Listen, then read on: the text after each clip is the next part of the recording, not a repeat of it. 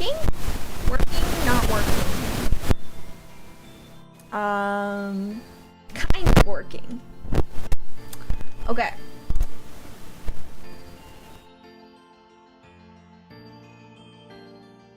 Mic issues.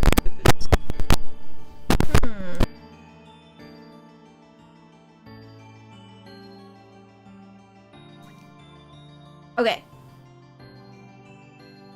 Got it. Okay. Okay, great. Let me fix the YouTube chat. Okay.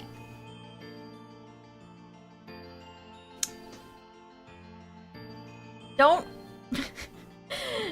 Never as a VTuber. Never as a VTuber. Switch your PC without backups of stuff. This has been a nightmare to fix.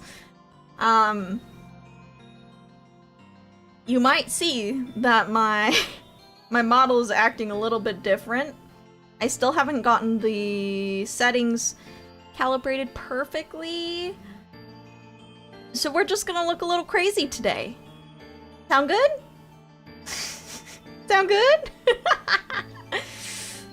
Yeah.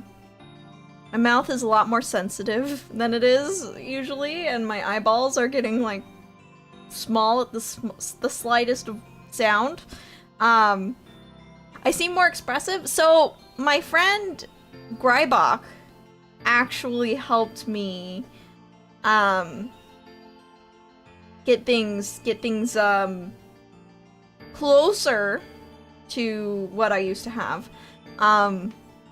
So yes, things are more expressive, a little more sensitive. I haven't figured out the exact settings I want yet, but yeah, there's more expression in general, so hopefully I can tweak it exactly the way I want, but the only way to tweak it is by testing and doing, so today we are doing that. Let us... I don't exactly know what I want to do today. I think I just want to yap about more stuff I saw on Twitter, because that is the easy topics, you know? And it doesn't require a lot of preparation. So, I guess it's a Yammer time. I guess we're gonna be talking about creator issues like Yammer time is and does. And if it is a Yammer time, then I'm going to... Let's find... Let's listen to Resident Evil music. Why not? Just a little bit of Resident Evil music, just in the background. Now, none of my hotkeys are back because my Stream Deck, I did not export my Stream Deck settings yet. So, I can't use my Stream Deck just yet, but a lot of other things are doable and workable. So... Let's see. I can move it. Okay. There we go. So yeah, let's go on over. And I'm gonna have to manually adjust myself to the corner. Okay. Okay. Yes. Okay. Although it is capturing the incorrect window. Don't know what to do about that just yet.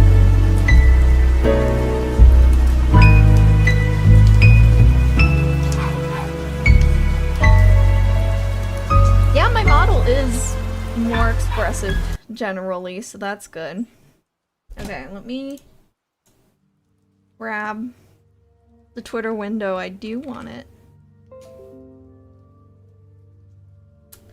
NVIDIA software has encountered an issue.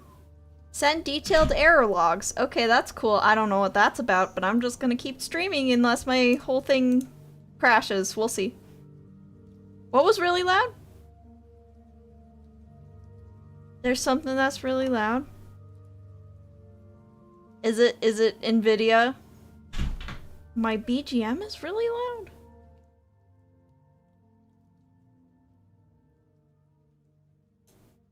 Desktop audio? No? It's at -55. Music was loud for a bit, and now there's none. So that might be the NVIDIA error that we encountered. So sorry. Was never loud for me. Hi, Creamsicle, welcome on in. If there's more loud noises, please let me know, guys. We're still working out the kinks, because I haven't been able to stream for a hot minute, you know?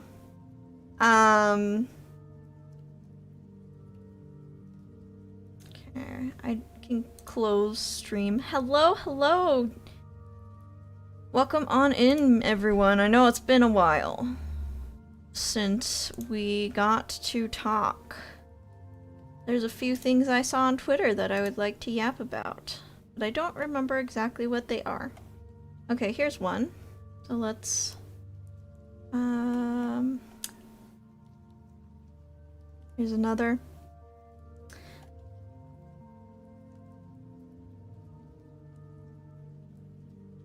Hey.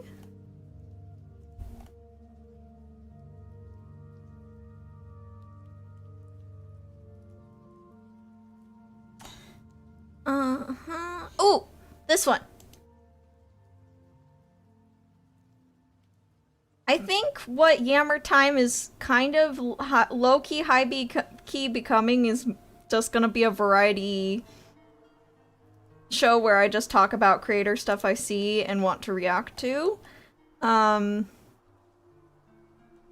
a way, I also kind of want it to become not a news segment, but definitely if I see something interesting, I also want to just be able to talk about it as well.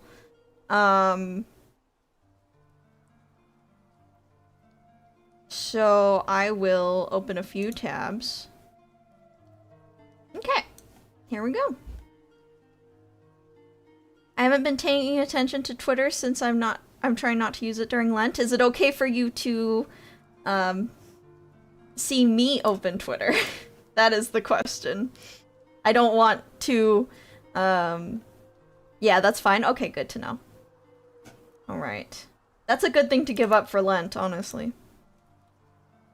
Okay. Alright. So, this week I'm gonna react to everything I found interesting on Twitter. It's loud again? What is loud?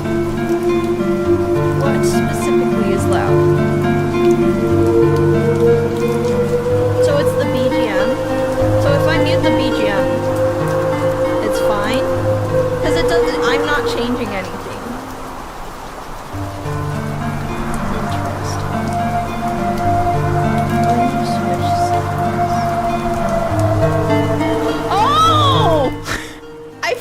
Source!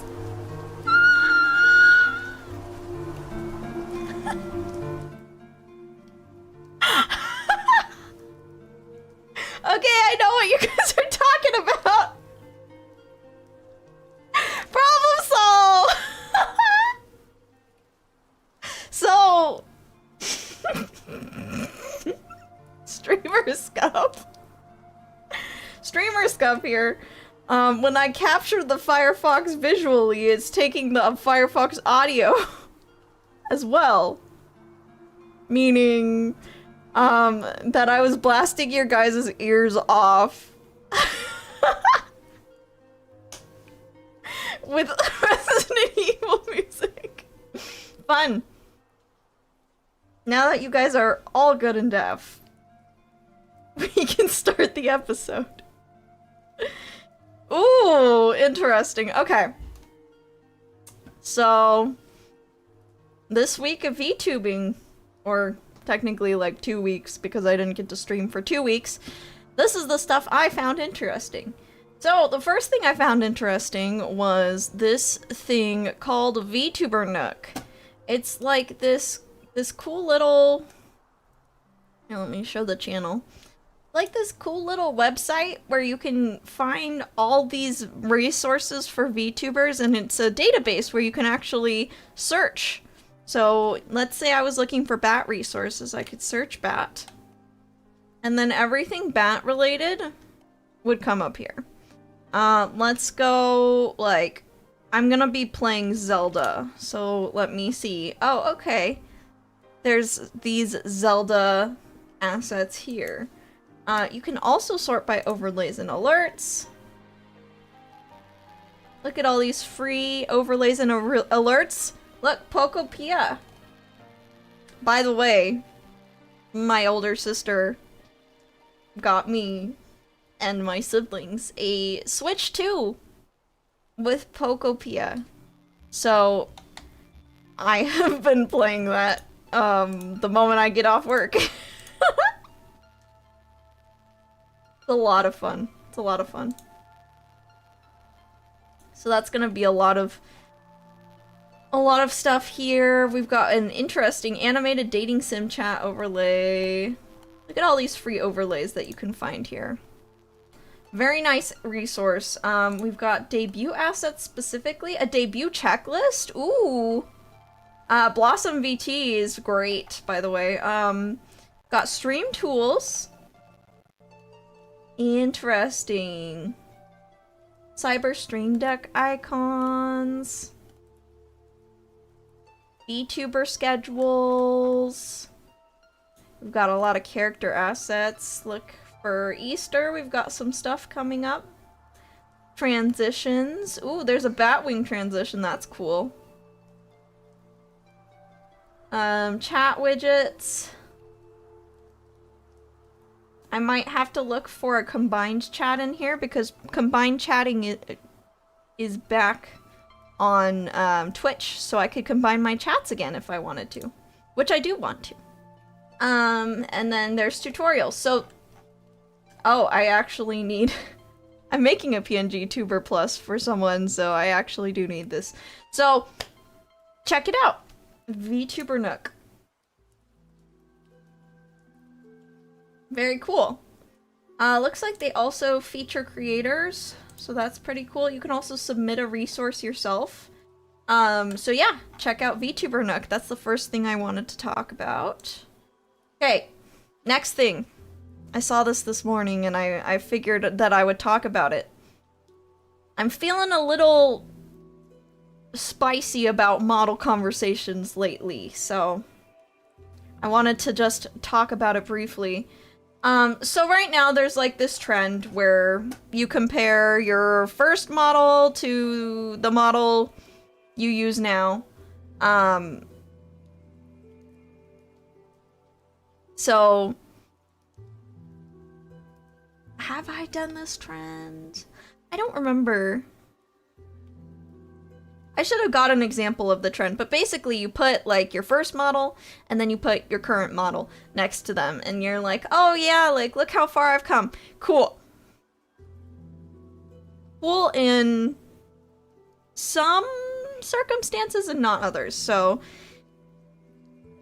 I have issues with this trend sometimes. Specifically, I have issues with this trend when you're not your own artist. Or, yeah, that's the main thing. Like, if you didn't draw the models yourself, I don't think that showcasing one over the other and being like, oh guys, look how far I've come, is appropriate. Because if you're not your own artist, well, you're basically saying, oh, I'm so glad I dumped my previous artist for my more skilled artist, you know? And that's just, like, a little in poor taste, you know?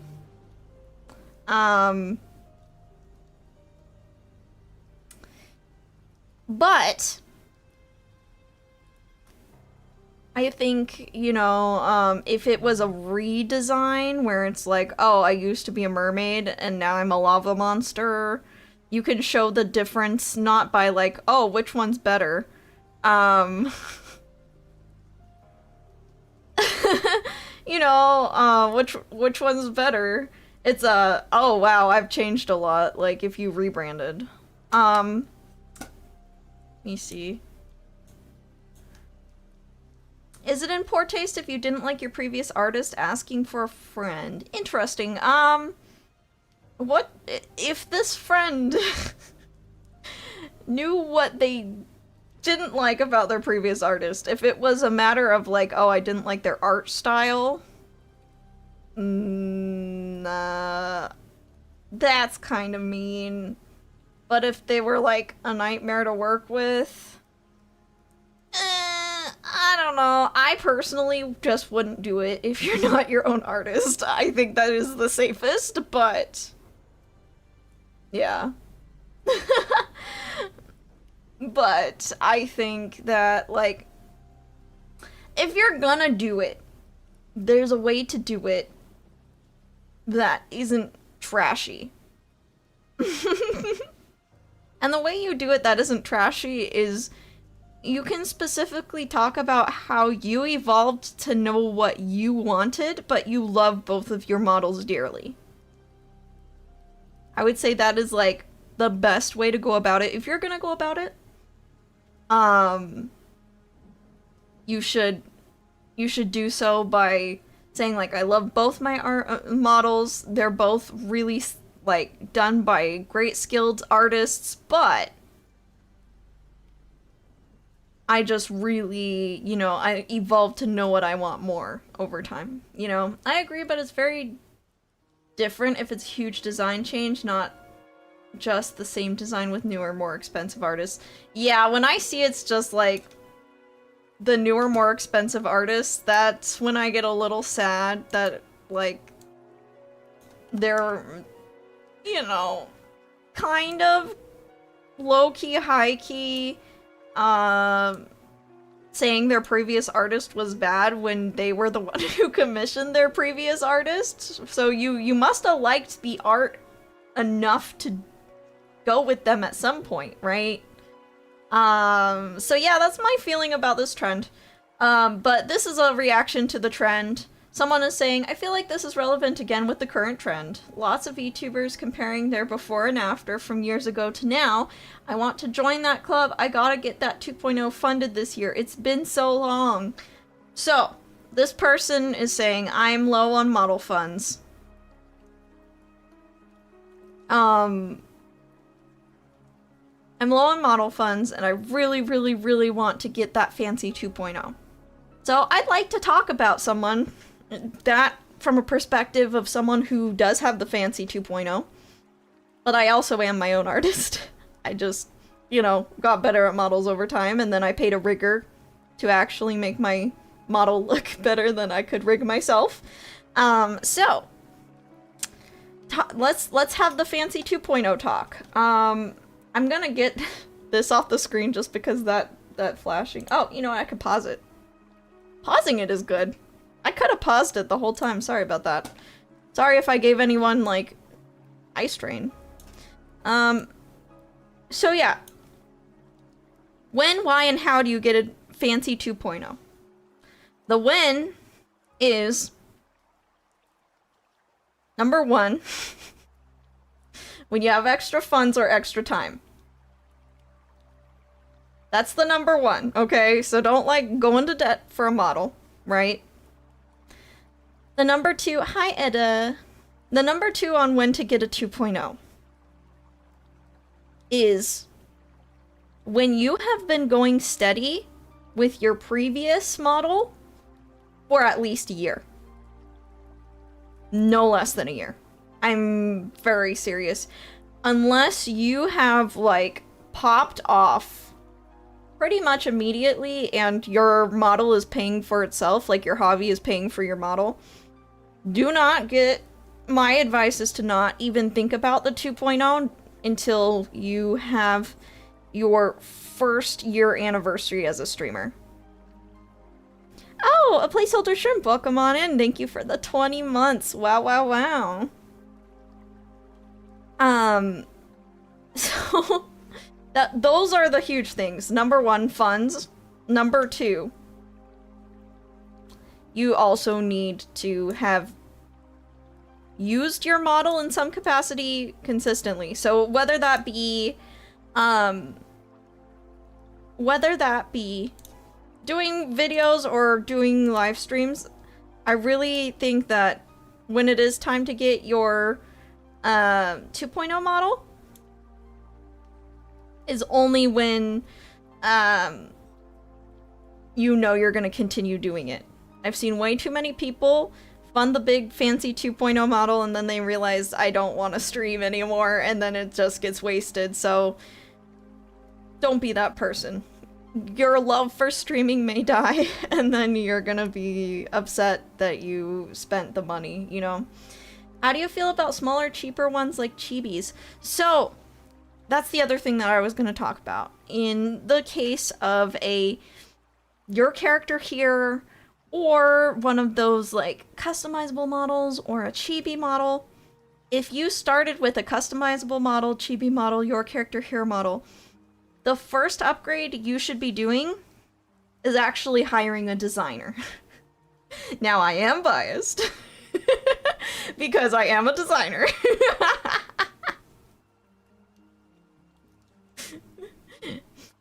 Email to hire me is in the channel description. But still stands. If you are upgrading your character here model, or even if you're going off of like a VRoid or anything, I recommend you get a designer first, so that you pay for the design first, so that when it comes to the 2.0 model, you actually have like a good direction on what to give the illustrator. Now, sometimes illustrators are cool with designing models themselves, but most of the time, the designer and the model illustrator are separate people, yeah. Oh, I mean getting a chibi version of your existing custom model to use for funsies.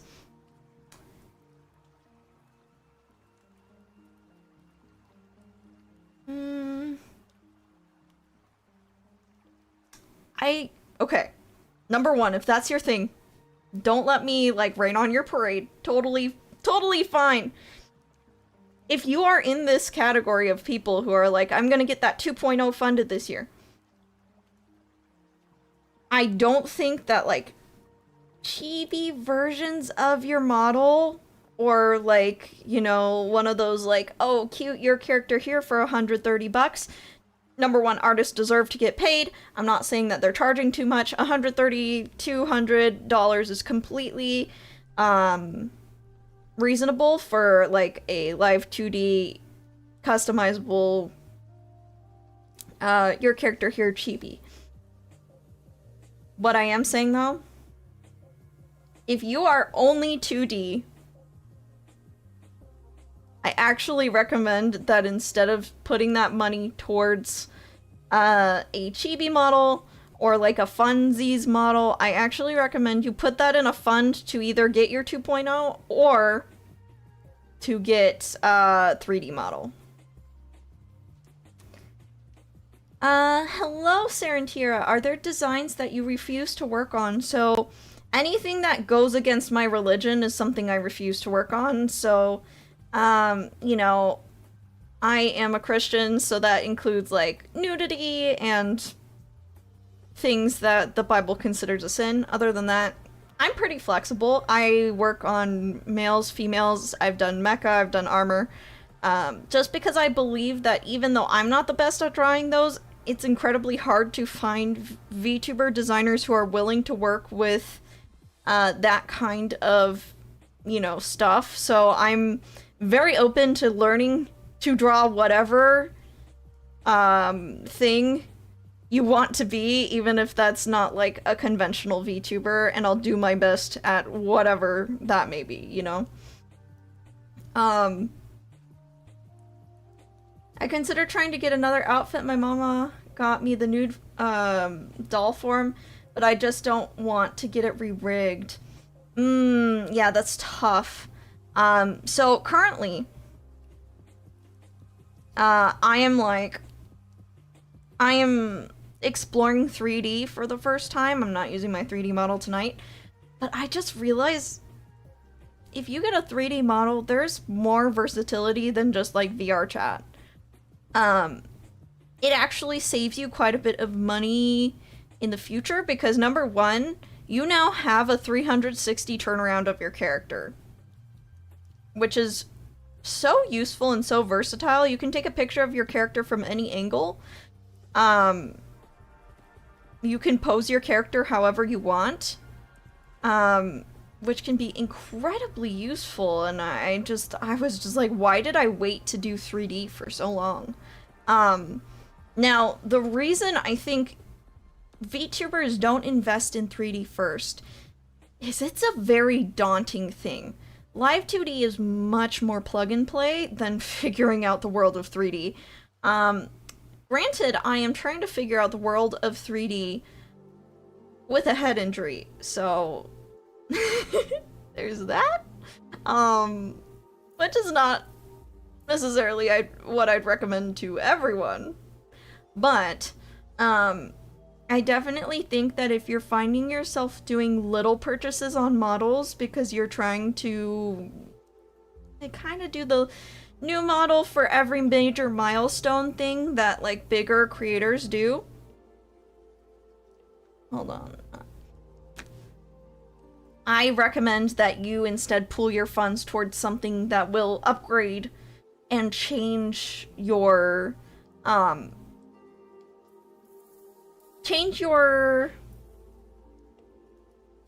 setup to be more versatile instead of just like a cute visual gag.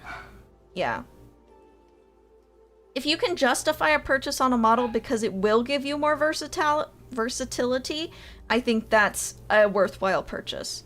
If you're just changing for the sake of I like this person's art, unless you're, you know, you have more disposable income than most, or, you know, you're making that kind of money, I recommend trying to make purchases that improve things for your audience and aren't just either improve things for your audience or for yourself. Like, I will share the reason I got a 3D model. The reason I finally got a 3D model was because I was tired of drawing Yam. Which sounds crazy, I know, I'm so sorry, but my main goal this year is to actually produce more music. And I didn't want to have to keep drawing music videos. So I decided to put money towards a VBraid model for myself, so that instead of making myself draw music videos and thus making every single upload I make, every single music upload I make, like, at least 3 illustrations for myself, I'd rather be able to pump out music using my 3D model as the music video so that my my audience has something to look at, and I can eventually, as I learn how to use the tools, eventually I can just, you know, play my viola in 3D and then have, you know, do some camera panning, do some visual effects, and then have a music video. That way I don't have to continue to have a strenuous workload for every single upload anymore. And the thing I wanted to show you guys is this XR Animator. So XR Animator is something that I think a lot of VTubers are sleeping on. This is webcam or iPhone tracking. And it is full body webcam or iPhone tracking. So I think a lot of the misconception is, oh, like, if I don't have, like, a VR setup, 3D isn't worth it. But, I don't know, like, the technology is getting here. Now you can either upload MMD files to animate your character, or you can use a webcam for tracking. So, if you are in the boat of like, oh, you know, what do I save up for? and you don't have a 3D model yet, I would consider it. Now, am I highly biased because this is my shiny new toy? Of course. So please, like, consult with yourself. If this is not worth it to you and your workload, and your workflow rather, that's totally fine. But for me, who's trying to do like more music stuff and trying to, you know, trying to make my workflow work for me, 3D just made a lot more sense than another outfit for my 2D. So yeah. Let me see.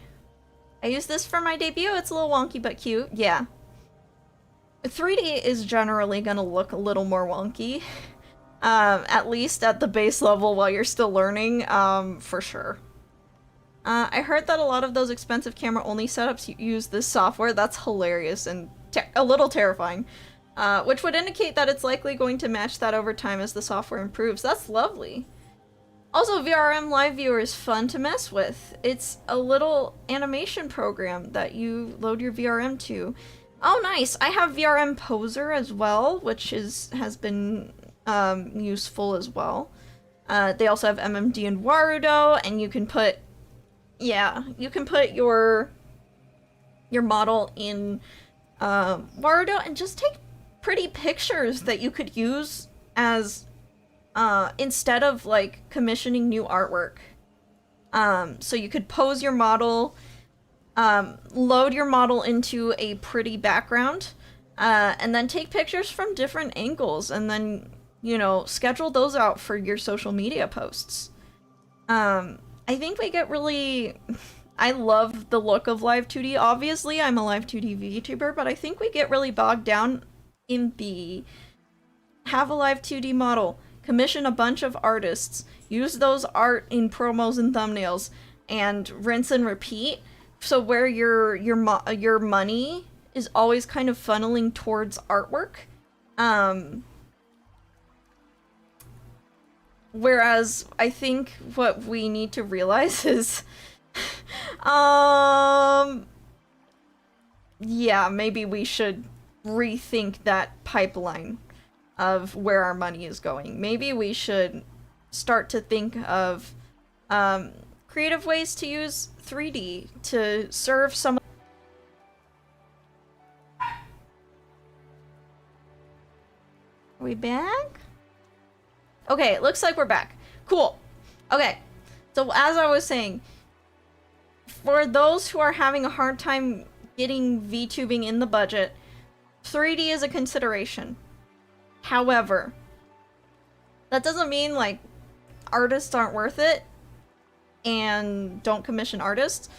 I say if you have the money, continue to support artists, but if you don't have the money and you're trying to VTube on a budget, consider 3D. Now, I'm going to also... I'm gonna also give a caveat, which is,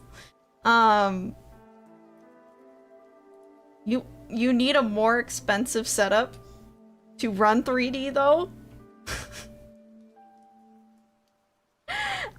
You do need a more expensive graphics in your PC to run a 3D model. So, and the 3D programs are pretty tanky, so keep that in mind. But I would say your upgrade hierarchy is first upgrade audio, then upgrade your computer, then consider your stream cosmetics if you would like to. 3080 is still good? Yeah. That'll run VRoid. You're fine. I struggled a little bit with a 1060 with VRoid. So, you know. So yeah, that was that take. I wanted to say that XR Animator now has AR. And then the other thing that XR Animator does, if you guys don't know, Never mind. Twitter is also giving me trouble. Twitter? Twitter? Okay. The other thing you can do... Oh, that's so cute. You can load in objects, and actually play instruments. Yeah, you can play instruments. So one thing that I would like to do personally, is the reason I got 3D is because I saw that you could play, viola. Like, as shown. So I'm currently working on learning this setup. My friend, the violinist, Princess Roska, is helping me learn this setup, so that I don't have to draw music videos anymore, and my audience actually gets something cool to look at when I play viola. I do have a 2D viola setup, but I could never get the hand tracking to work the way I want it to, and I do have a Leap Motion. I'm really thankful that my rigging mama tried to she made a working rig, but I just couldn't get it to track properly. So don't sleep on 3D. And I think generally it can be really tempting to want your model to be as beautiful as the very most beautiful models you see on the internet. But I promise you that Live 2D, if you get the most expensive Live 2D model, that's not going to really change anything for you beyond the debut. The rest is on you to be able to maintain that audience, market yourself, keep the attention going, and if you are using the money you spend on art as a crutch to get people in the door, that's not sustainable in the long term. I'm so sorry if I'm raining on anyone's parade. Getting pretty art models is lovely and, like, a very fun time. Like, I absolutely love my beautiful Live 2D model. Is it... Is it narcissistic to call my model beautiful if I'm the mama? I don't know. But yeah, that was the first thing I wanted to talk about, is just, like, the trend of, like, talking about the new models and stuff. Yeah, I think that getting a new model is definitely an investment that can pay off for you, but you have to invest in them wisely. Like, if you gave me a budget of, hey Yam, build a setup of this, build a VTuber setup, assuming they have the PC already, build a VTuber setup with $500. I would allocate most of that money towards the microphone. I'd buy them a webcam. And then, depending on what the VTuber is doing, I would either have them go to Vroid and download free booth assets on a 3D model. Or I would have them, if they really like the 2D look, I would have them go to Booth and get a, what are they called? Customizable 2D model. For them to then basically use the character creator to make a model. So yeah, that's kind of how I would allocate my funds. Most towards audio, and then webcam tracking, and then whatever's left, getting a customizable model, either 3D or 2D, depending on their preference. Okay, next topic. Let me take a sip of water. Everyone pray for my internet, because this one's a long one. So this VTuber consulting page, we're gonna be talking about some of the takes they have. Some of them I agree with, some of them I partially agree with, and sometimes I really disagree with. Like, it's just an interesting topic starter. Hey, welcome on in. So yeah, I wanted to talk about this post. VTuber consulting. I saw VTuber consult underneath and like my brain stopped working for a second. I think a lot of VTubers who want to go full-time end up too focused on growing their CCV as the solution. While growing your community should absolutely be the primary focus, monetization often gets forgotten, even for larger streamers. Please at least read 1 through A before you comment. They get a lot of comments, so I can see why they say that. So let's go in here. 1. What is your goal? First, it's important to remember that not everyone wants VTubing to be their main source of income. There's absolutely nothing wrong with doing it as a hobby. Yep. I personally think the first thing you need to know is whether or not monetizing your hobby is going to suck the joy out of it for you or not. Now, you might not be able to tell yourself this from experience, but there's a few indicators you can use to know if this would drive you nuts or not. And I can tell you firsthand as a manager. The first thing you need to ask yourself is, how well can you hide the fact that you don't like, you know, how do I phrase this? How well can you, like, hide your strong feelings from your audience? For example, if there's something going on in your private life and you absolutely can't talk about it with your audience, would that drive you crazy or not? You would think, oh, this only affects agency VTubers, but that is not the case. There's going to be situations that if you talk about, your career will be over. So, for instance, if, you know, something is happening in the worlds that, like, really weighs on your heart, but you've made a career as, like, a cozy, wholesome game streamer, you're gonna have to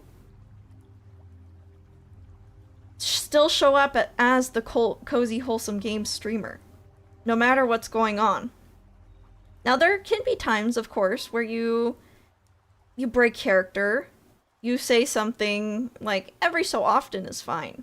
But if you're someone who wears your feelings on your sleeve like me, it's a lot harder for you to be a professional VTuber.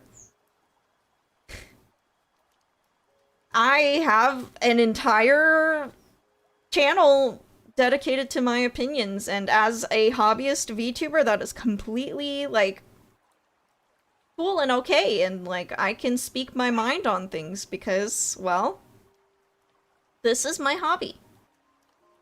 But I can't speak my mind at my job, you know? So, would it ruin it for you if you had to keep things consistent in tone? That's how I'll finally word it. Could you show up as the wholesome game streamer even when you're not feeling like the wholesome game streamer? Is that something you could do? If one of the aspects of the thing that you do pops off, like, let's say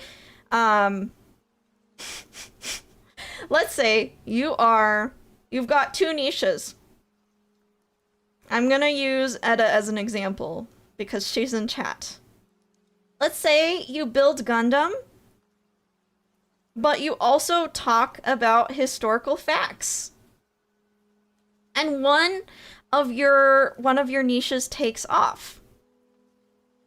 let's say that Edda's historical facts takes off in a major way, and a sponsor says, we need you, like, we want to sponsor your whole historical facts thing. We want you to make more content like that. And Edda's like, oh my gosh, I'm so excited to do the sponsored content for my historical facts. But then she looks at her schedule and she realizes, oh no, they want me to do that every Thursday? Well, Thursday is when I usually build Gundam. And she has to then decide professionally, am I gonna cut the Gundam streams? Even though Gundam is like one of my favorite streams to do, she's gonna have to go all into the historical facts niche. You know? And that can be really heartbreaking if you're not ready for it. If you are someone who really likes to just bounce from topic to topic or niche to niche, that's going to be another thing that factors into whether you're cut out for professional versus hobbyist.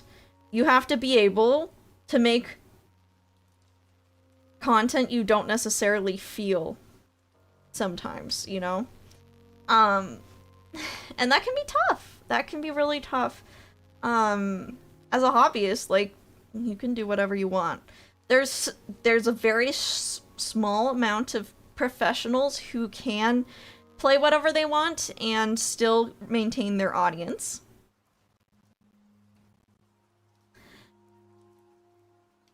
It's just not most people, especially now that the internet is niching down further and further. Now, I will say streaming is kind of the microcosm of the internet where variety is more acceptable, but most streamers don't make it off of live streaming itself. They actually make it off of video content made from their live streams. And so usually when you're trying to make a channel grow on YouTube, you need a single niche, or shorts or whatever that may be, and eventually the algorithm will pick one of your niches for you, and you have to be ready to capitalize on it.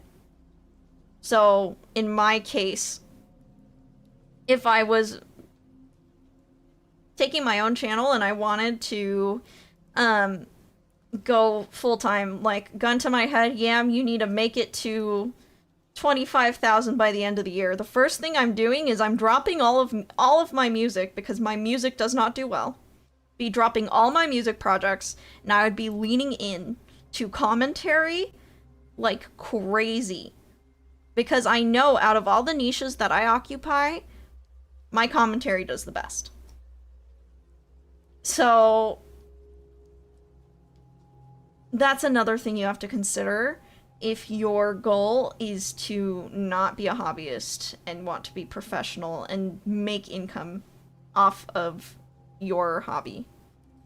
And then the last thing is, how well do you create under pressure with zero motivation and zero inspiration? How well can you handle criticism? Because if one of those things is a struggle for you, that is going to also impact your ability to go into professional content creation. Because for a professional content creator, sticking to a schedule and sticking to a niche, even when you are not feeling that niche, is kind of paramount at this point. So you gotta be really, really good at working even though you don't feel like it. And, although I can do that for other people and other people's channels, that's a struggle when I'm not feeling my own channel, because, like I said, I really just, like, prefer to say what's on my mind rather than make what performs well. And that makes me feel happy, so yeah. It was really, really hard to choose a niche, but I'm very inspired by what you and EG With commentary and teaching, I appreciate what you both do. Oh, thank you so much. Yeah, I think the educational niche is a great one. I really love my educational friends and I and what we make. And I think being an educational creator, not to toot my own horn, is less common, but very fulfilling because you get to see all the people that you help, not just like when you're live, but also with your pre-recorded content. People still come up to me or comment on my videos and say, oh my gosh, Yam, you're the one who got me to start VTubing, you know? I have the opinion that... Oops. I have the opinion that if you enter content creation, expecting to be able to live from it, that's highly unlikely. You won't, or you'll make it. Yeah. So, on that note, number one, there's easier niches to make a living off of than others. And those niches tend to not just rely on live streaming, and they also tend to not just rely on videos. Usually the easiest way, and it's still not easy and it's still not guaranteed, but the easiest way to make it as a content creator is to build a multimedia entity that other people benefit from. It's very tough to find a niche in that's not occupied, but if you can genuinely find something that isn't oversaturated and genuinely improves the quality of other people's lives with your content, then you're in, really. Assuming you'll get discovered. The other thing you can do is throw a lot of money at it. And even then, you have to be smart with your money. Yeah, it's tough, but at least knowing if you ever want to go with the more polished route with your content, keeping that avenue open by just knowing, like, hey, I'm gonna stick to my niche. I'm not gonna say things that would keep sponsors from potentially working with me. I'm going to show up for my audience consistently. That's the kind of professional mindset that can help you as a hobbyist, because it is a growth mindset. The other main thing is, like, marketing strategy. You could be the best VTuber on earth, but if you don't have a good marketing strategy, it's a waste. And it sucks, because I hate marketing myself. I hate marketing myself. I can market others, but I hate marketing myself. It's really hard to be self-aware enough to know why you're entertaining or why anyone would give you the time of day. Really hard. Now I know, but it's only because I got an audience and I studied specifically like creator marketing. I say studied, but I didn't go to college or take any courses. I just you know, got a job as a VTuber manager in an agency. Marketing yourself is very hard.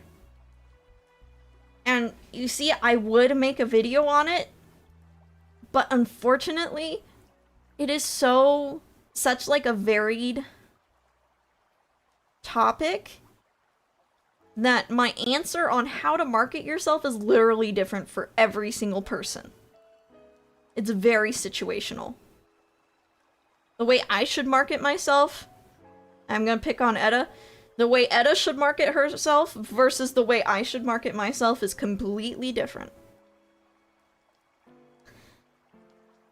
because we have different audiences, we have different tone of our content. We appeal to different target demographics. We stream at different times. So, yeah. Yeah, it really depends on what you do, how you do it, and how you approach everything. Indeed.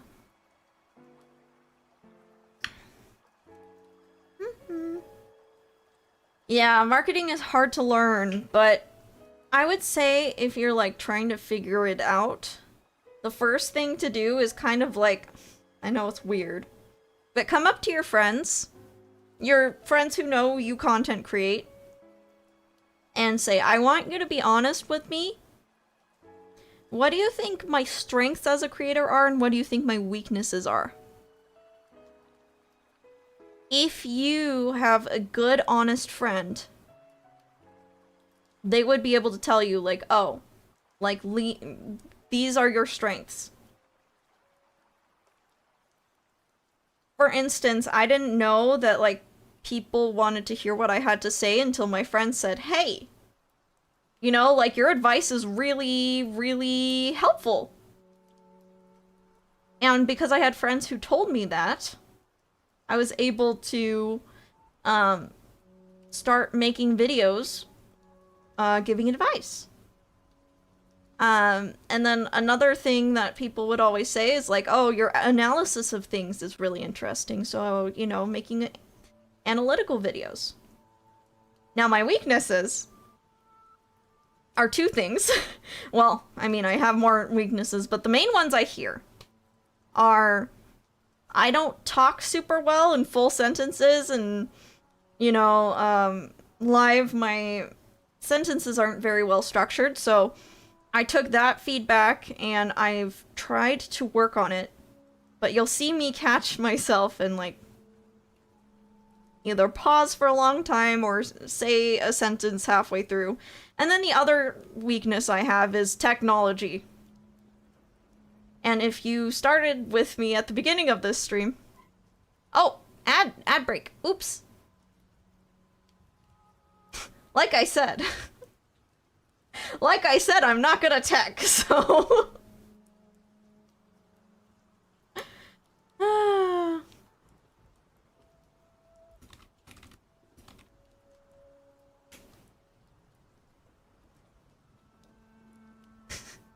Okay, so for the ad break, I will be right back. I will refresh my water, get my phone on the charger. We'll be right back, guys.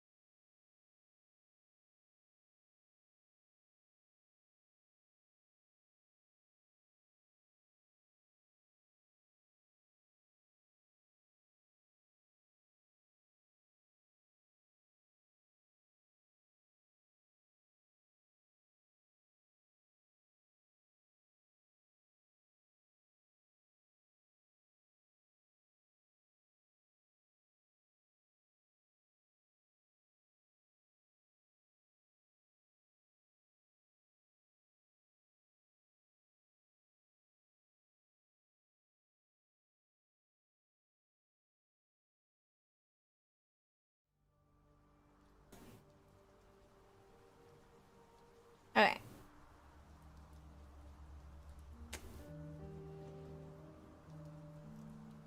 Okay, we should be back. Welcome back from the ads. So like I said, I'm not good at tech. That is another huge weakness of mine. So yeah. Knowing your strengths and weaknesses can definitely help you know how to market yourself. You market yourself to the strengths, and then you either improve the weaknesses or poke your fun at yourself a little bit. Like, I talk about my interesting way of speaking as my bat brain, you know?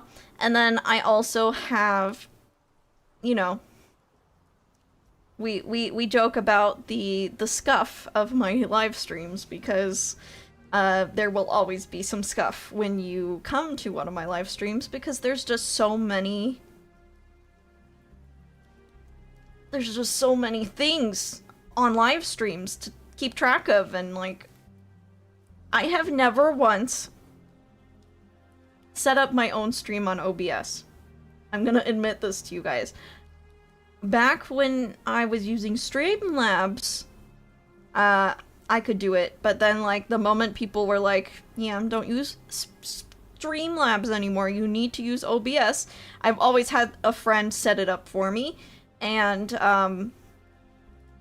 I break it a lot. And it's not from lack of trying, I promise. It's not like I'm too lazy to figure it out. I legitimately spend like 2 hours trying to figure out the issue, and then I will call up a friend and they'll be like, oh yeah, it's just this. You know, they have it fixed in 15 seconds. So yeah. Marketing. You can market your weaknesses for comedy. But yeah, marketing your strengths is the easiest. Did you try taking notes? I take notes every single time. It's like a new thing breaks every time. There's a new issue, and then I don't know how to do things, you know? So yeah. Let us continue. So knowing if your goal is to eventually make it full-time versus a hobbyist, I would say if you're not sure, you can start with the professional mindset, and if you hate it, go to the hobbyist mindset. Because you can always start with the professional mindset and keep at it. And if you don't enjoy what it takes to grow, then you can move to the hobbyist mindset. But it's harder to go from a hobbyist who's operating as a hobbyist to a professional mindset without consequence. So like, if you are publicly burning bridges, or like, it's my stream, I'll do what I want kind of attitude, and then you want to go professional, there's gonna be some things where there's probably some stuff in your past, you know, that will be a little bit harder for you to smooth over PR-wise.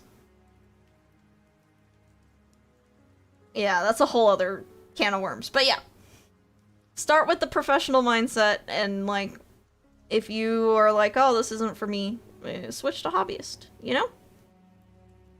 Which is probably the opposite of what a lot of people tell you. But yeah. Oh, hello, Coffee is a Fox. Welcome. Welcome to the Twitch side. Being a normal human being.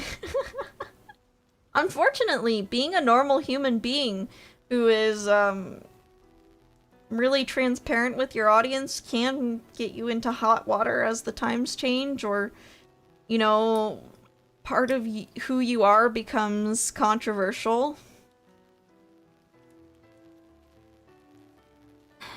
It's a whole can of worms, though. Okay. How many CCV do you actually need? Oh, nope, we're going to B. I already skipped one. Okay, so A was consider whether you're a professional or a hobbyist mindset. B, if you want to stream full-time, though, you need to have an idea of how much money you need to earn each year, and then be consistently making 2 times that streaming before you quit any other job you have. This is a controversial one in the VTuber community, specifically. I will tell you. I do work with some clients who have a full-time job. And it's very tough to maintain the professional mindset while doing content creation and having a full-time job. That used to be how I operated. Hopefully it's how I operate someday again, but for now I'm a part-time VTuber manager, and that is my only thing in the professional money-making sector right now. But I will tell you that a lot of my clients are going full-time because they do not have a different means of income right now. Due to either life circumstances or the state of the job market. So I think that that's kind of the first thing that this VTubing as a business is missing. Is there's a lot of people in limbo that are just like, I don't have a form of income, so whatever I make as a streamer is better than not making any money. And that's kind of a global wide thing right now. So I would say, if you are in that boat and you are saying to yourself, hey, due to my health, due to my life circumstances, or due to the fact that I just got laid off and I am looking for jobs, but I'm like, okay, let's see if I can make this, like, stream thing happen. You are in a tough position that I do not envy. I want you to know you are a full-time streamer, okay? I know that it can be really tough to, and you can feel like a lot of imposter syndrome. Because people say, oh, well, full-time is this and full-time is that. If this is your, like, only form of income, and for one reason or another, it is your only form of income, you are a professional VTuber. There are other remote work options. You can keep your streaming to a hobby, but I want to tell you that if you are in the professional mindset doing this full time, you are a professional streamer, and the goal then is to make your small business successful. Is a small business owner only a small business owner if the business is successful? No.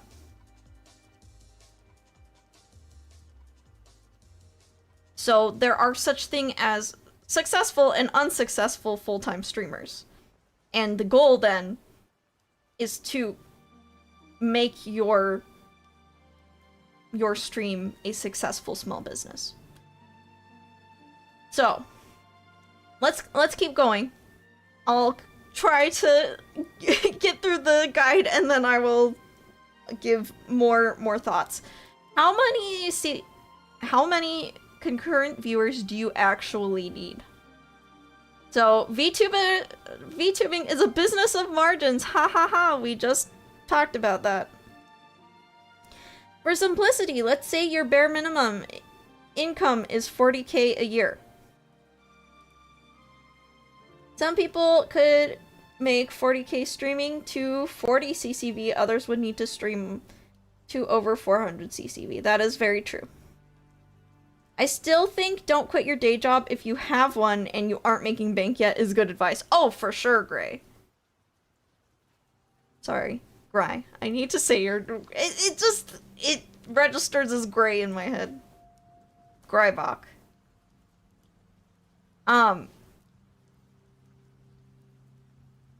Yes, obviously. I just want to give the caveat of the people. I just want to give the caveat of the, like, people in the middle who don't apply to either side of, like, the binary of, like, either you're full-time employed with a job and streaming on the side, or you're a full-time streamer. There's, like, a middle ground of, well, I guess I have to do this full-time because this is my only means of income, you know? On a note, working full-time job can kill the motivation to be a streamer on top of it. That is why I recommend lower commitment and stuff, like videos, like, where you don't have to do it as often. Working 12 hours a day staring at a screen and then staying on screen to talk to people after all day sucks. It really does. Yeah. When I was working full-time, I didn't really stream for that reason, but what I did was I wrote video scripts in a journal on my lunch breaks, and then I would record on the weekends, record and edit on the weekends. Finding a creative workaround to make content work for you, like I said. For instance, like when I realized that making music videos was not a good use of my time and resources, I decided to go 3D. Finding creative and unique workarounds for your circumstances of, okay, if I can't stare at screens after I already stared at screens, what content can I make? How often can I make it? Maybe the answer is, you know, when you're not talking to people at work, you're brainstorming about your content, and then you're writing down those ideas in a journal. Maybe the answer isn't streaming, but maybe it's uploading a short once a week. Because shorts are easier to record and edit, and you can do that all from your phone, and you don't even have to be home to do it. And maybe, you know, well, all you can do right now is have a Twitter presence. That is okay too. Like, all you do is, like, post little doodles on Twitter. I think that's cool too, you know?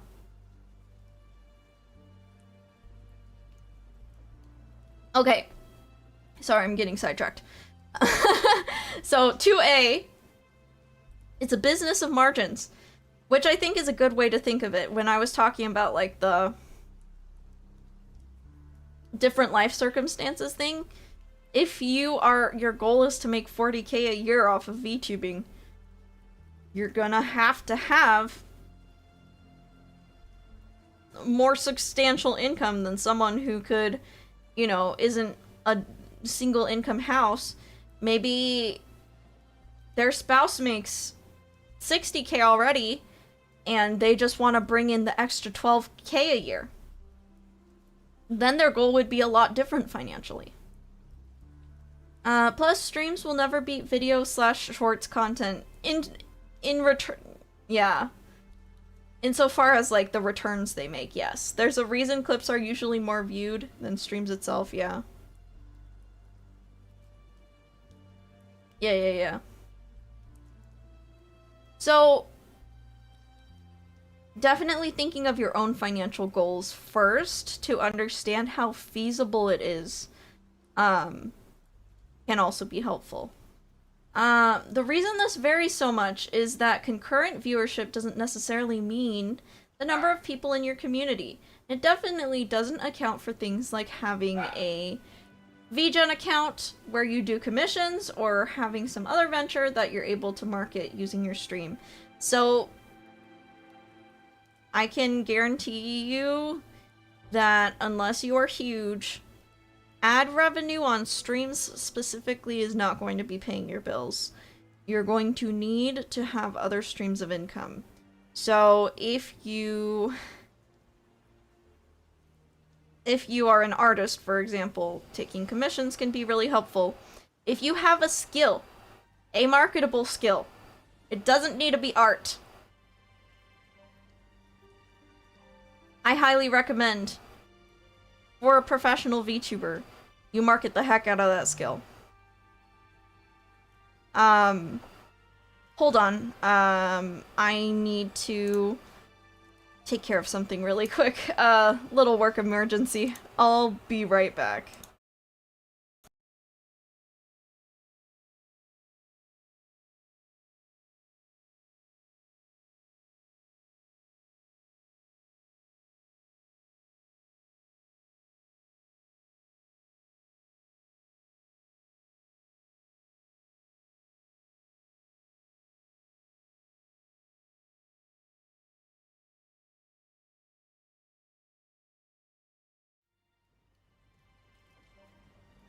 Oh!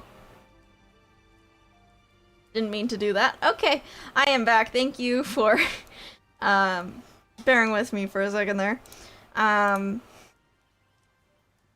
Yeah. I think a lot of people get so bogged down with the CCV and think, man, like if I just made partner, this whole thing would work. If I just got my CCV up, this thing would work. But I will tell you that my CCV is lower than it used to be. I quote-unquote fell off, and part of that was on purpose, but the other part was just like, you know, I started treating it like a hobby. I stopped making polished videos, and so, you know, people naturally don't want to watch stream VODs as much as they want to watch videos, and that's fine. Like, but I make more money as EM than I did when I had a high CCV. Ktman 199 Zux cheered 10 bat bits. Yam, is it even healthy to see tubing as a business starting out? It is. It can be healthy if you understand that it is a more volatile version of a startup. And you have to understand that it might not pan out.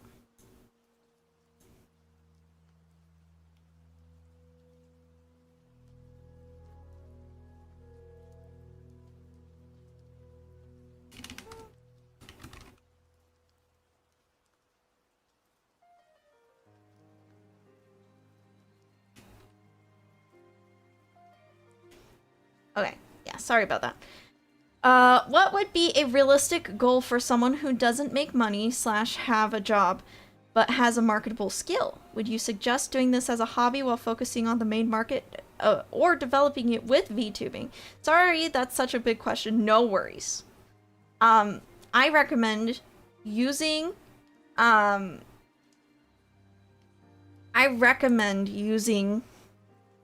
your VTuber channel to market your skill, and then use that skill as your income.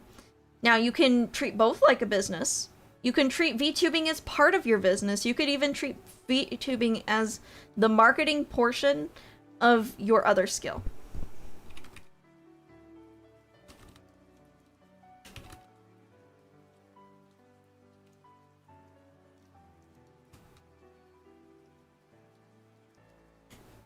Okay, so let's see. Like this person said, the reason it varies so much is that CCV doesn't necessarily mean income. And I agree. Number one, certain niches garner more donations to streamers than others. Yeah. That is probably a little controversial to say, but I just gotta say it. Know how much like the audience behavior in your niche. For instance, you know, if you are an author who makes like really cozy streams. Um really cozy streams of just like you writing your book, and a lot of people use your stream as background noise. Oh, thank you so much, Paradox, for the subscription. Resubscribe. 14 months. Nice. If you're like an author who most people are lurking and just working with you, you're probably going to get not so many like donations, super chats, etc. If you are, you know,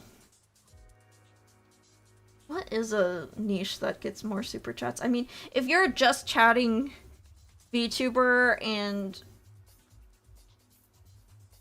am I gonna talk about it?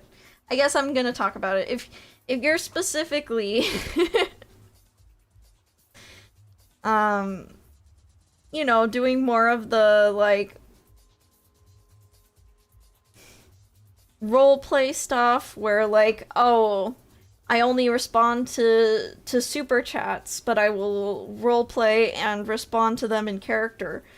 And that is going to be a niche that, because talking is the main focus and you are giving them a direct product by using your voice to give them, you know, direct feedback. They put the money in, they get the product out, which is your roleplay, your voice acting. That's going to garner more donations than something where it's like, my primary thing is that I'm an author, people can buy my books for my primary income, and there's probably going to be less super chats unless we're doing like a Q&A and people really want to know about minute details of my world and my world building. Oh, my sister has a question since she's interested in VTubing. What's your take on those applying to big studios like Hollow or Niji? Oh boy, Captain Sammy. I have 2 very large video essays on the topic. So if you're cool to, you know, check my YouTube channel. There's 2 very large documentaries. They're like 30 to 45 minutes each. And it's just like, one of them is called The Future is Indie, and the other one is called Red Flag VTuber Agencies. If you find those 2, you will know my very nuanced thoughts on this. Now, whether I believe someone or a company is worth applying to highly depends on their goals as a creator, their experience as a creator, and their age and maturity. Age and maturity. I highly recommend you don't even look at VTuber agencies until you are over 21. Preferably over 24. But I'm like, baseline, hard cap, over 21. Do not even look at joining agencies when you are a fresh 18-year-old. You're not ready. Okay, and then the second thing. Your creator experience. Do you have enough experience as a creator to know exactly what you want to do for the rest of your career? Now, it can change like a little bit, but you need to know what niche you want to settle down into. And I'm so serious about that. Because if you don't know how to market yourself in that niche, the VTuber agency can't help you. And they're gonna be really confused if you're like all of a sudden wanting to change niches. So yeah.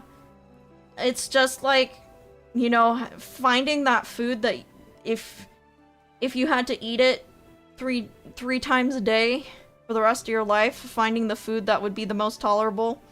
You also gotta know what niche you could do that with as a creator. What's your, you know, what's your oatmeal?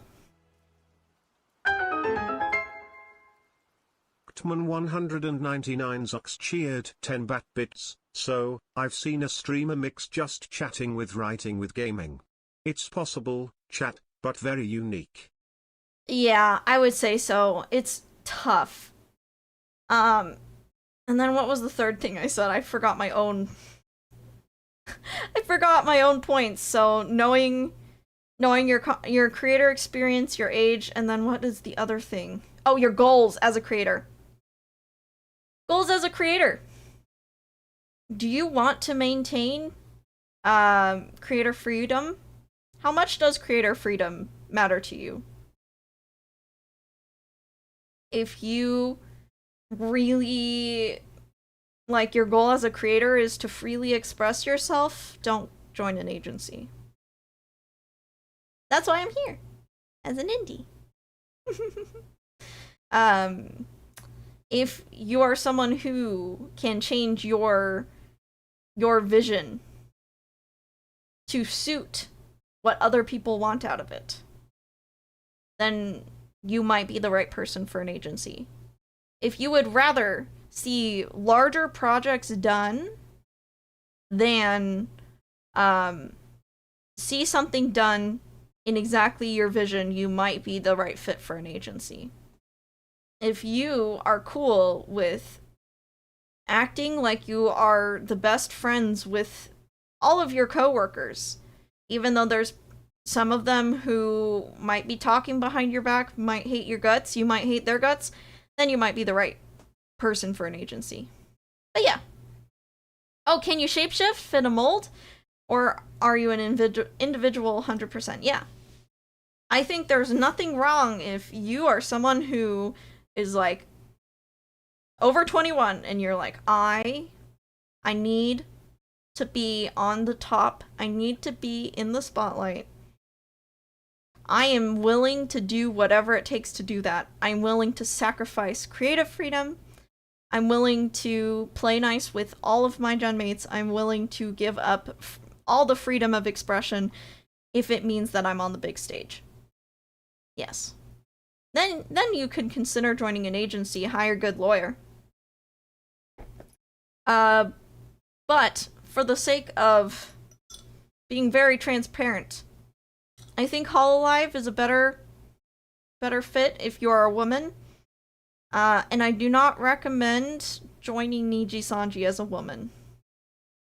I don't know if it's safe right now. That's all I will say.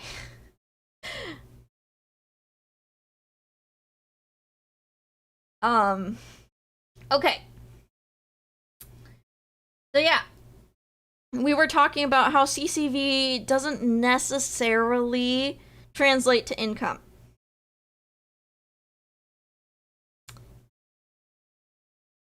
If we use the 40 concurrent viewer mark as the cutoff, the percentage of VTubers who can stream full-time seems to be roughly 20%.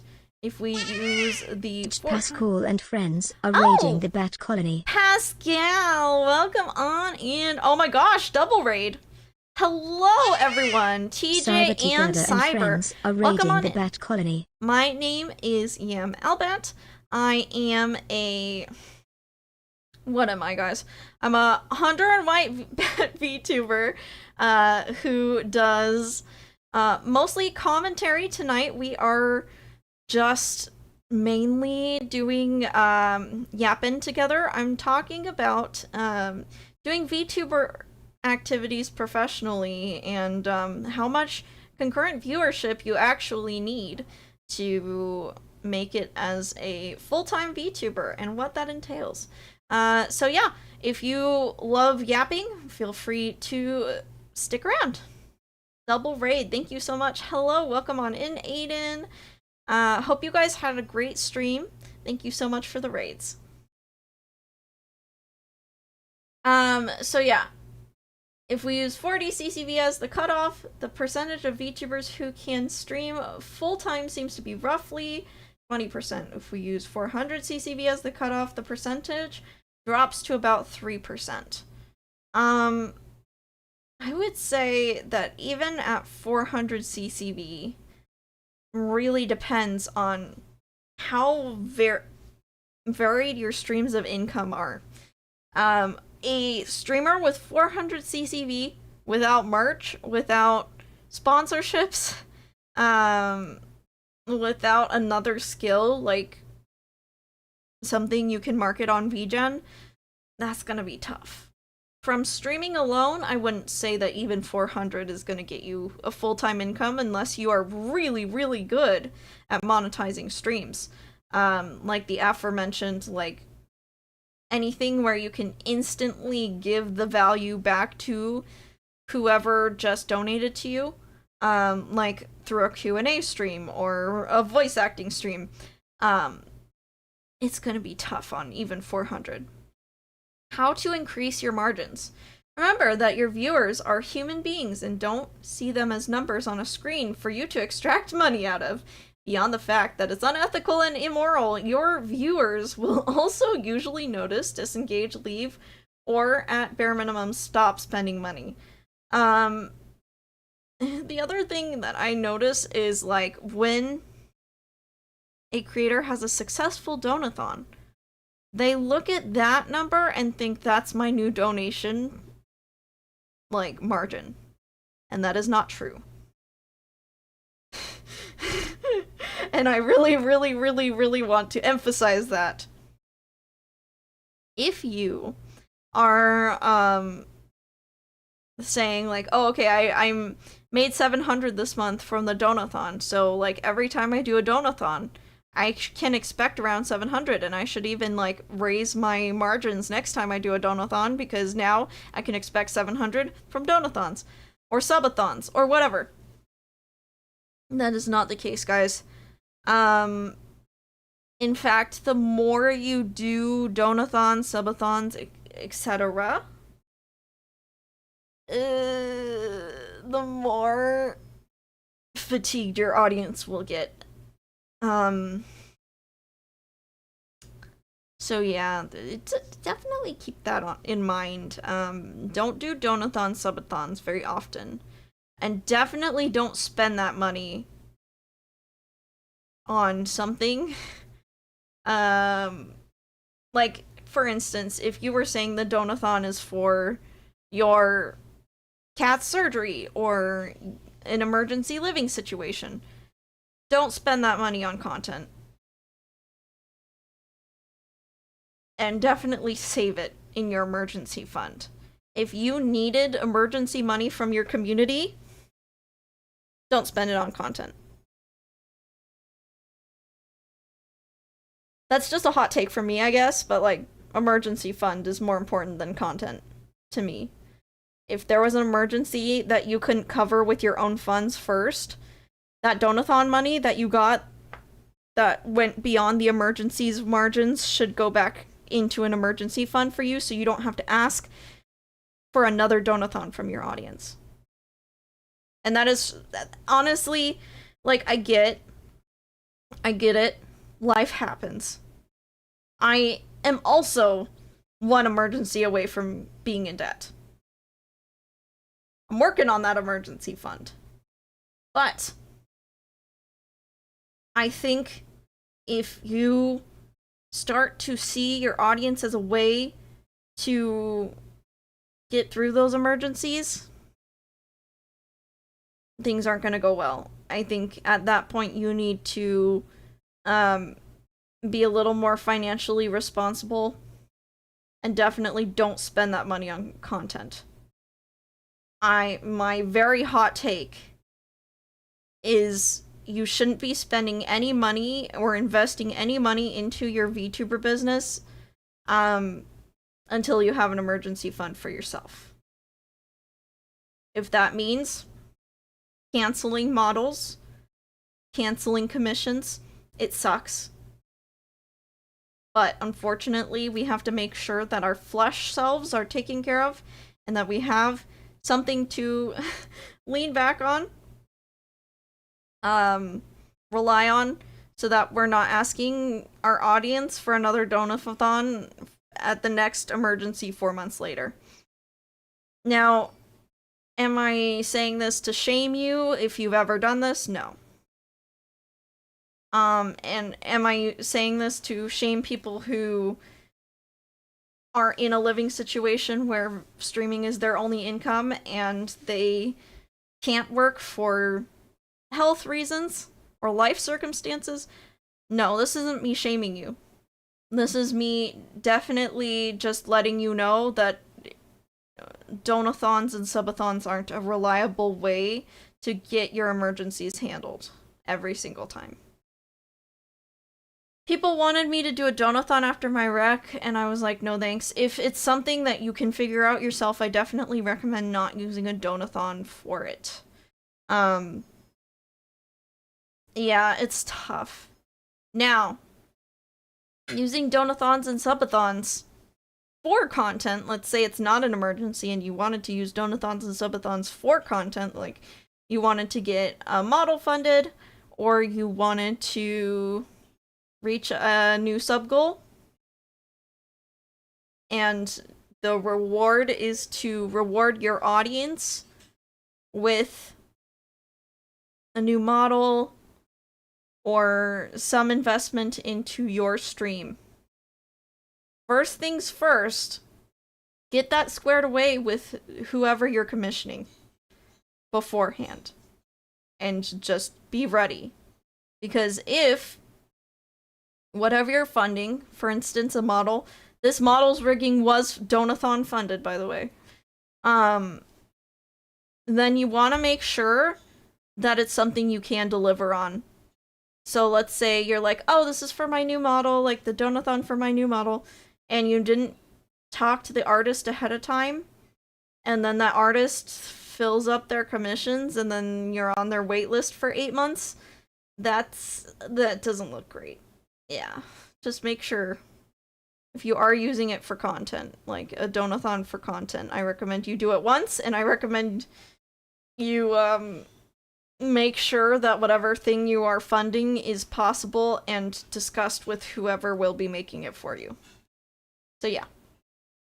Okay, how to increase your margins? It's don't rely on your followers for money, and they will stop if you continue to beg for money, obviously.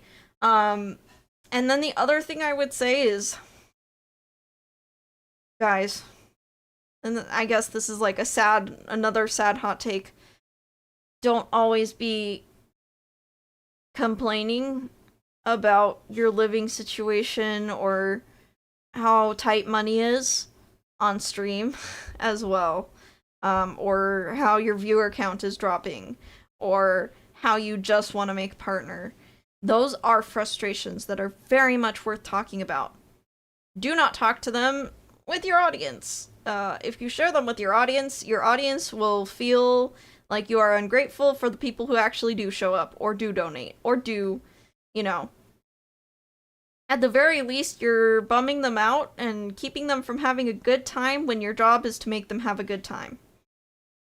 And yeah, that is gonna generally deter your audience from giving you money. You might get some pity donations, but those pity donations, there will be a point where the pity money runs dry as well, because the person is just like, this isn't good for my mental health and I can't fix the situation. Completely agree. It can feel like begging or being ungrateful, like you said it, or making people sad. Yeah.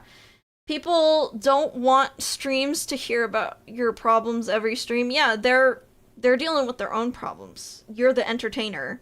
You need to do your job. Again, assuming you're in the professional mindset, you need to do your job as the entertainer, and you need to deliver on what they pay for. And if that's too much pressure or that's too hard to keep up, then it might not be, professional streaming might not be for you. I had to drop a streamer for that, yeah. Especially when you can't express well in the language you're streaming, like being ESL. Yeah, it can be a little bit difficult if you are an English second language learner and you are trying to stream to an English audience to handle these sensitive subjects with enough nuance. So it's best to just kind of, again, very worth talking to someone about it, just not your audience. A friend, a loved one, a therapist, a priest or rabbi,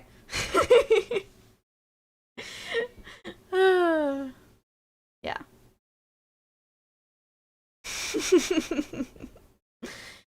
Okay. So, B, in increasing your margins.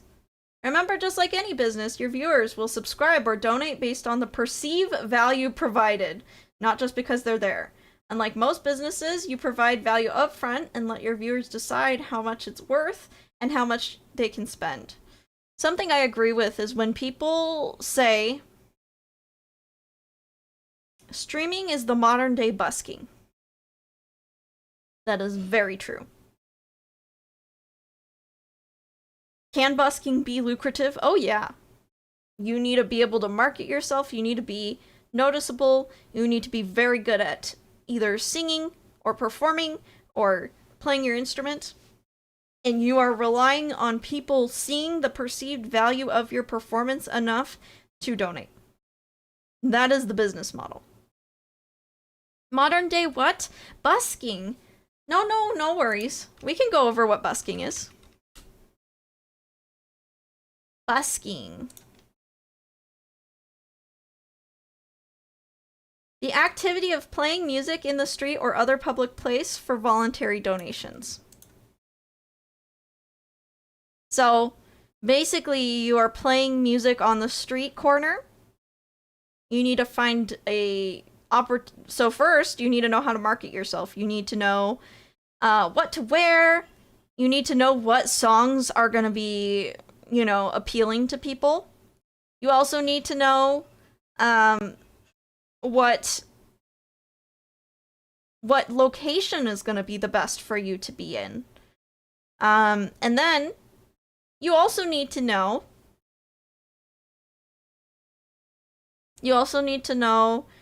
you know, the best way to interact with people as they come across you. That kind of stuff. Some buskers are successful. Many of them aren't, but some of them are. And their business model relies on people perceiving value in what they're playing and what they're doing out in public. So yeah, keep that in mind. I think that is a apt comparison, and I also think that generally you are kind of in the mindset of a busker. If you have a high donation day, you can try to like learn from why that might have been, but you can't rely on the same people crossing you on the street and giving you money. They might think like, oh, I donated to him yesterday. Honestly, you are right, it's glorified busking.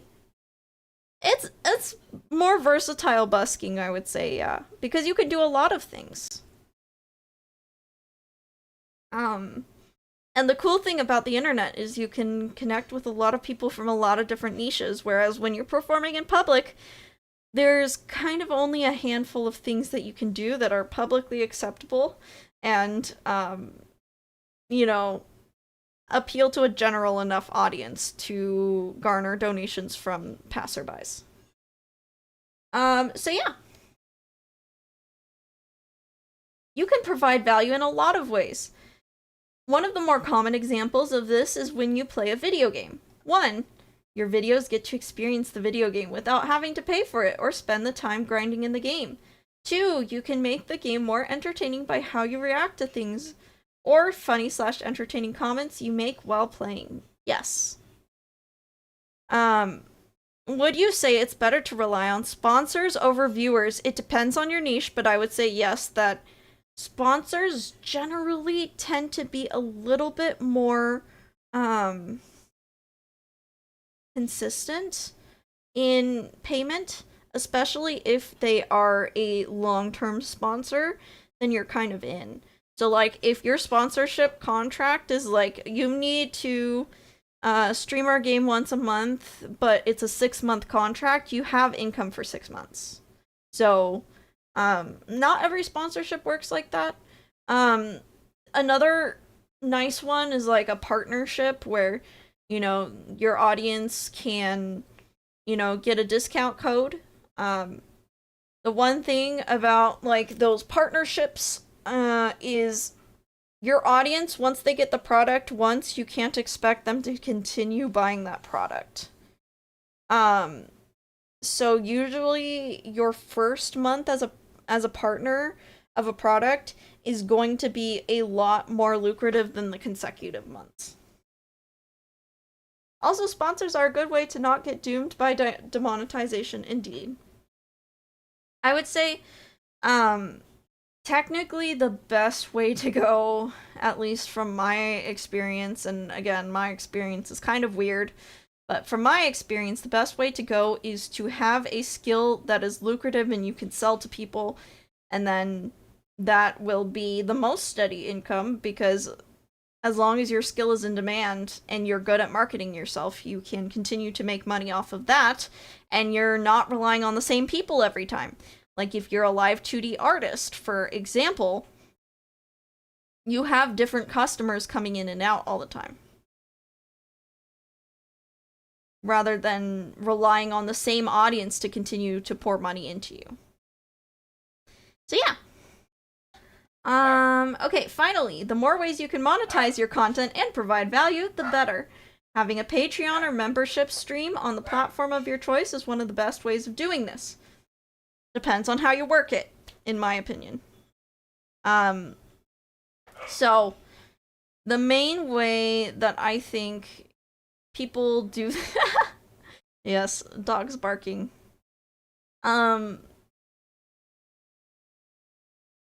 You know, the main way I think people do this is like a memberships only stream. But people can also have a Patreon with exclusive content. I think Patreons work a little bit better if you're doing video content. Whereas I think memberships only streams only work for very specific VTubers who, I'm just gonna say it outright, make more intimate parasocial content. Now, that does not necessarily mean sexy, but it can mean sexy. If you, specifically, if your format benefits from having a one-on-one conversation with you, like even for me,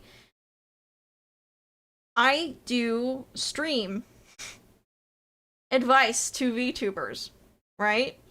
But I also monetize giving advice to VTubers one-on-one.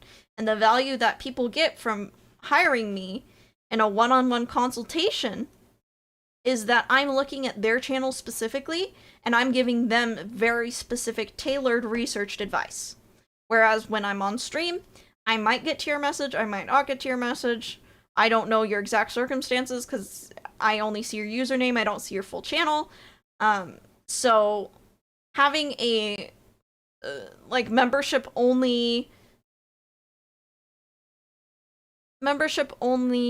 format where you more or less, you know, your audience gets benefit from being able to either ask you more questions or have a more easily accessible one-on-one conversation with you, asking like, oh, asking more information about you, or asking questions of like, oh, how does the behind the scenes work?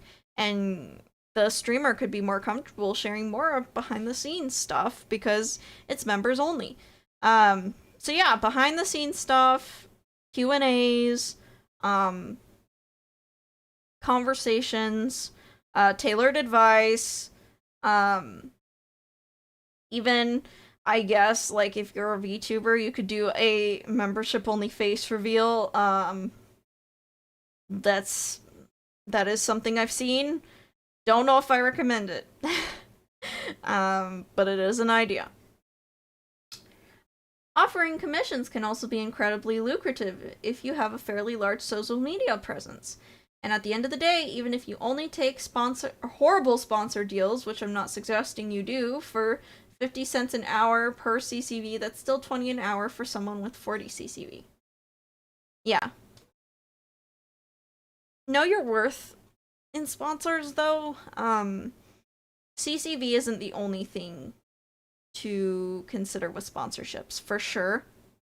If you want more sponsorships, I honestly highly recommend you make more video content because getting sponsors on videos is so much easier than getting sponsors on streams. You guys have no idea. Please make more video content if you need to be more monetized. Make more video content and definitely market your skill a little bit more.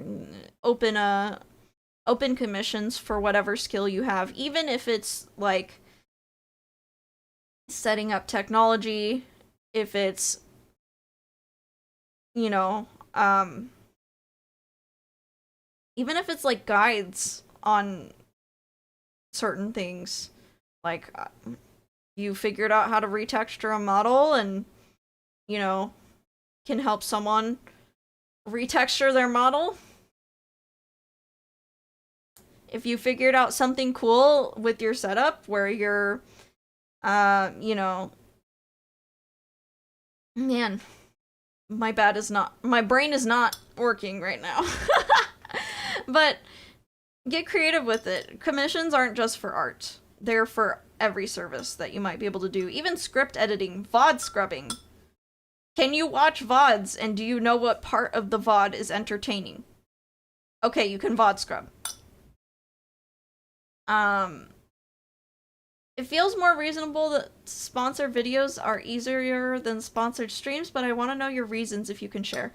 Generally, sponsors are looking for video content because they can control what the video ad read is.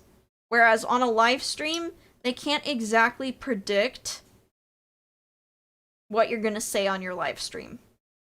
And also, videos get higher views than live streams. For instance, like, at my peak, I think my peak average was 130 CCV. But my peak viewership on my channel is 500,000. Like 500,000 on a YouTube video. In your opinion, what is better to make content creation a full-time? YouTube or Twitch? YouTube. You can make more money on YouTube if you're not relying on donations. Ad revenue is better on YouTube.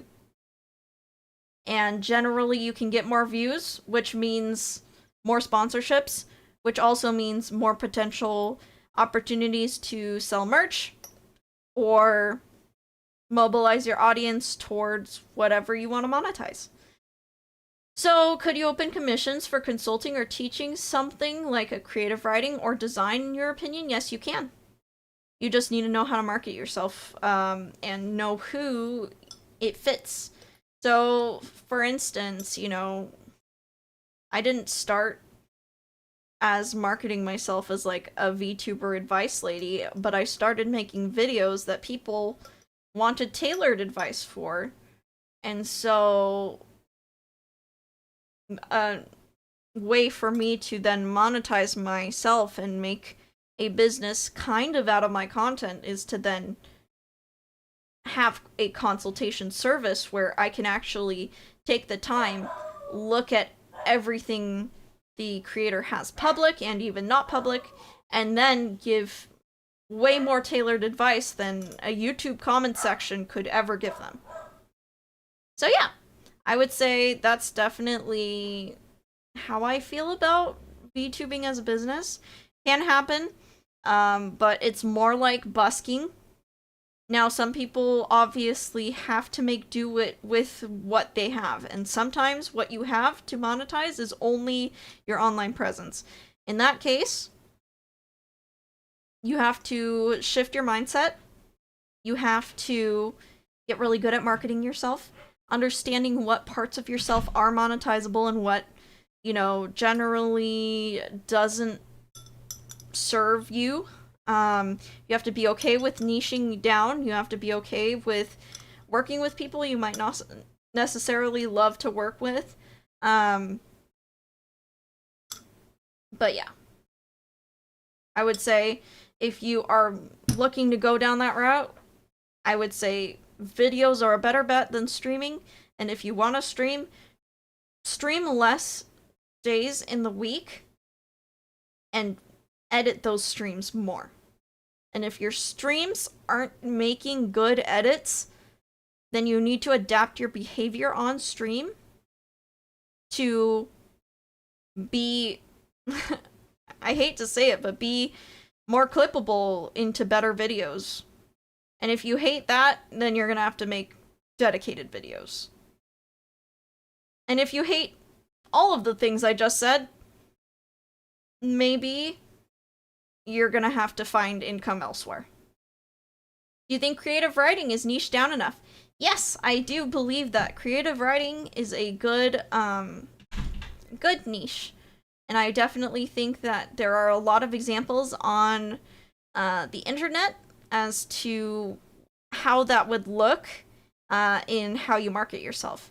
I would even say that you could open lore or visual novel or whatever services to VTubers where you write stories for VTubers as well if you really want VTubers to be your customer base. We are about to go on another ad break. So I'm going to... Actually, I can snooze it. What does snoozing do? Snooze for 5 minutes. Okay. Cool. Yeah, 5 more minutes. That's enough to finish this. So yeah, I think some people say, oh, yeah, you shouldn't even think of VTubing as a business until you are big enough to think of it as a business. And that is sound advice if you are actually making an income and you have the capability to make an income.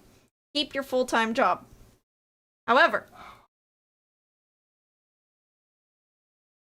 just like how people start small businesses outside of their full-time job, I think it's still worth pursuing. And it's more about mindset and working efficiently and smarter, not harder, than it is, like, oh, I'm a hobbyist until I'm big enough and then I'm a professional. That's not exactly how this works. It is a mindset thing. And you can have that mindset as small as, I think someone said 2 CCV. Yeah.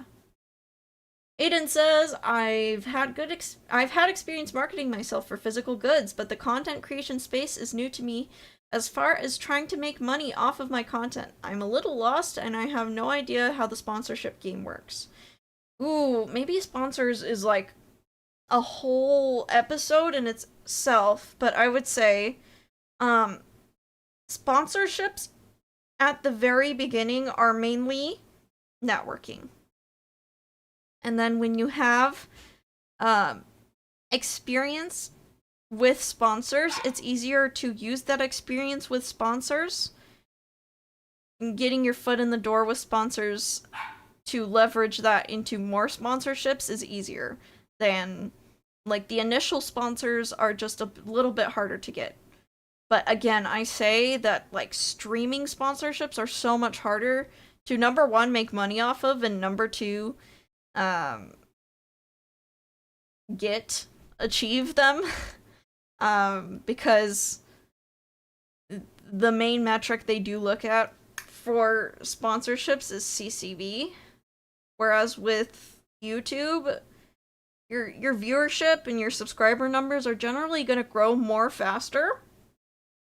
So I think that if you're looking for diversifying your income and looking for more sponsorship opportunities, it's time to lean more into the long form YouTube game. Not so much the short form. I've never... Actually, I can't say that. I have personally never gotten a sponsorship for short form content, and neither has any of my talents that I manage, but maybe they're out there and maybe they pay well. I don't know. Personally, I've only dealt with long-form sponsors, and I can say that they are easier to achieve than the very lucrative stream sponsorships. You can get, like, small sponsorship deals as a streamer, but the bigger sponsorships are typically sponsors who want a dedicated video segment in a video with a controlled topic. So yeah, we were able to stave off the ad for long enough. Let me see. We don't really have any more topics tonight, so I think we're just going to beat the ad. I'm going to call it tonight. So thank you guys so much for watching. Hopefully we'll just be back to streaming. I've still got some kinks to work out. Still setting things up. But at the very least, we were able to stream again. And that was kind of my goal. So, yep. I really appreciate you guys watching, participating, all of that. And I really hope you guys have a lovely night. Really hope to see you in. We have Bible study on Wednesdays, and then games on the weekends. I should get a schedule up. But yeah. Thank you guys so much for watching.